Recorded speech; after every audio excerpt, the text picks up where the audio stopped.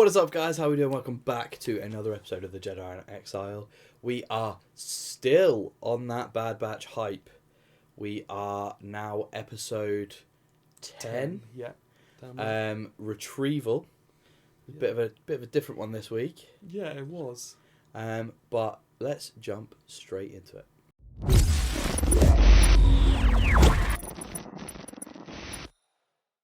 Brian, talk to me. Yeah, this one was another one of those. It felt like a bit of like a filler episode, almost like we've got 16 episodes, we've got 12 or 13 really good episodes. Let's just fill a little bit more. So clearly the episode starts with where we left off the last one was clearly the Bad Batch's ship had been stolen by this masked figure. Thief, Yeah, the thief. And the Bad Batch were hiking like across the desert basically, and the way they found the ship in this one was gonky. Oh, big gonky. The gonk droid, like, and so this episode, listen, it wasn't the best one. We've said that about quite a few now, but it was still a good episode. So the first thing, I thought the thief was going to be the kid from Clone Wars who like keeps Anakin and Obi-Wan on his planet, and he controls like all the droids. I really thought that was his voice before he took off his mask. You've got basically the Star Wars version of Oliver Twist with Fagin and all his like kids, gang of thieves. Yeah. Which was Mocko. Yeah. And I know you've got a little bit a theory on who Mocko is. But I thought, no, that whole story, I like that it was finished in one episode. Like, it was one of those, it really felt like a Clone Wars episode to me, where there wasn't an arc as such. It was just a standalone episode, and I think we're going to get back into, hopefully, the juiciness of the Bad Batch coming soon. I feel like my kind of comment to that is that, like you said, it felt a bit filler. So it obviously immediately followed on from last episode where they're kind of stranded and they're trying to get their ship back. But other than that, I don't like that was kind of dealt with in the first like couple minutes where they're like, oh, we're going to track Gonky. Yeah. Boom. Almost essentially standalone episode. Yeah, and obviously finding the ship, the kind of redemption of this Benny guy, and obviously Omega finding out about how the Ipsium that was being mined wasn't actually degraded. So like unravelling that. I feel like the reason why I'd call it filler is because even though I can't remember if it was the last episode or the episode before where there wasn't a lot really happened, but we kind of got the payoff of Omega and Tech kind of becoming a lot closer. Yeah. And they kind of finished that episode, didn't they, where they had a chat and like kind of almost cleared the air from what they had before. We didn't really get anything of that. We didn't get any emotional progression. No, the only thing that we there got wasn't anything we gained as such. No, the only thing that we got that kind of continued on from that was the fact that she came up with the idea of tracking Gonky, and he genius idea. Yeah, I did like that. I like that new dynamic. Like she seems good with technology. Like yeah, they seem like peers rather than him seeing her as a child. I think something actually quite big on this episode, which I don't think would have happened previously, was Hunter and obviously Wrecker and Tech allowing Omega to go off on her own with that Benny. Yeah, and have such a vital part of the they would have mission. never, I wouldn't say never trusted her to do that, but I don't think they'd have felt comfortable putting her in danger doing that. Whereas now it's almost like she's proved herself a little bit. She's like, well, I've got my laser arrow, Katniss Everdeen 2.0. She's like, well, I've got this, and they feel like she can look out for herself.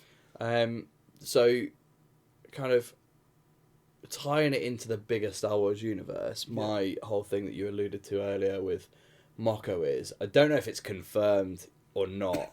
This is a Jedi in Exile exclusive. Exactly. Then.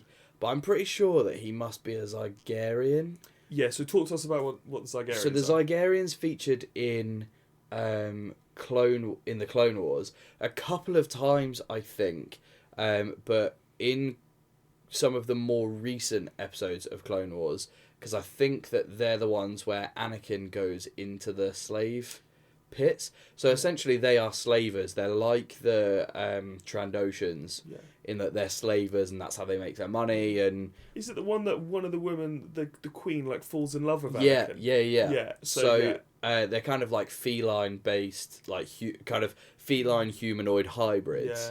Yeah. Now it's not confirmed, but he shared a lot of the same kind of species features that they have. Yeah, it was almost like he'd clearly been in some kind of maybe accident, and that's maybe why he'd like gained weight, because the Zygerians that we're used to are kind of quite slender. Obviously, like you say, feline, they're quite slender. So whereas he was quite a lot bigger, and I feel like that's maybe because like he'd lost, was it both his arms? I think he had a mechanical something, and I feel like he had maybe a walking stick of some kind. So and then the fact that he not only looked like them, but then his whole kind of MO was the whole like exploitation of people to benefit himself. It was very much like they weren't slaves because they were kind of working for something, but the way that he manipulated the situation, he almost made them into slaves. Yeah, and I think a line I really took from this, and I feel like this has been not said before, but I think it's kind of been alluded to in things we've seen with like Mandalorian, Book of Boba Fett, like anything that's not there, and I suppose in everything Star Wars, is when Omega says that at the end of the episode, she's like, it's not just the Empire who do these bad things. It's not just, good people in the Empire. There's good people, the Empire, and people who are just like the Empire, but people on like the Outer Rim, just completely bad people. And it really strikes a chord that obviously they're finding this out, that there are so many bad people who probably hate the Empire as well.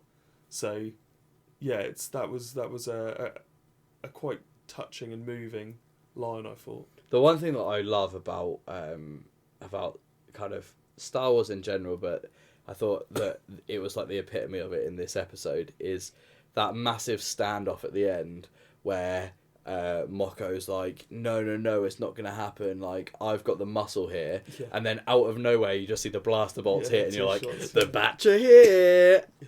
I liked it when Hunter and Tech had cornered Benny when they were like, this is our ship. And he was like, oh, okay. And then tried to run off, and they just didn't go after him, and you were like, where's Wrecker? But it's like, they're just like, ugh, he's going to run. And Wrecker obviously just absolutely like clotheslines him from the top rope. So that was amusing for me. I think, as we said, there's some good bits in this episode. Considering it was a longer episode, I think, than normal. It was about 28 minutes of runtime. So we got quite a lot actually in this episode, and I think that comes from it being almost a standalone episode. I think they can not drag it out. They can make it a bit longer, can't they? Because it is just telling there's a start, a middle, and an end. Yeah, and I feel like season 1 for me was very much about it was about Crosshair, and it was about split up of the team, and then finding their place, right? And finding the new dynamic. Place in the universe. Yeah. This series feels very different in that Crosshair was there at the beginning.